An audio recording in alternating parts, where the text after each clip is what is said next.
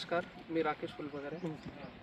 तुमचं सगळ्यांचं या प्लॉटवर हार्दिक स्वागत करतो. आज आपण घोटी, तालुका खानापूर, जिल्हा सांगली ह्या प्लॉटवर तर आपल्याबरोबर रामपूर, जवळजवळ कवटेमाका जत त्या भागातनं आणि लिग्नूरमधले पण काही शेतकरी हा प्लॉट बघायला आलेले आहे. तर आपण त्यांच्याकडनं जाणून घेऊ की कावेरी सीडची जी 2301 ही व्हरायटी आहे ढब्बूमधली, ती त्यांना कशी वाटली, त्याच्यातलं काय काय त्यांना चांगलं वाटलं. तर मेत्रे साहेब, जरा तुमचा परिचय करून द्या. आणि तुम्हाला. माझे नाव बाबासाहेब नाना मेत्रे. व्हरायटी ही आम्हाला खास वाटली. सेटिंग म्हणा, झाडाची कॅनोपी, पानाची कॅनोपी मस्त वाटली. व्हरायटी आपल्याशी म्हणजे आवडली आपल्याशी.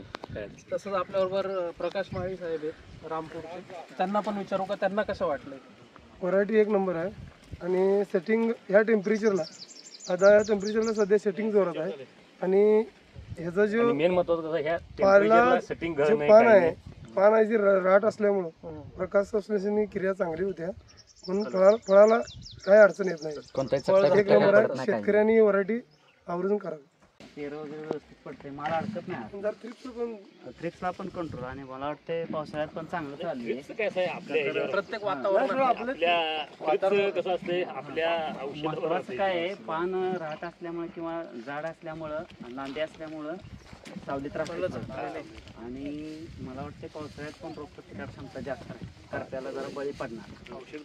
ह्या टेम्परेचर म्हटल्यावर आता असा प्लॉट आहे म्हटल्यावर पावसाळ्यात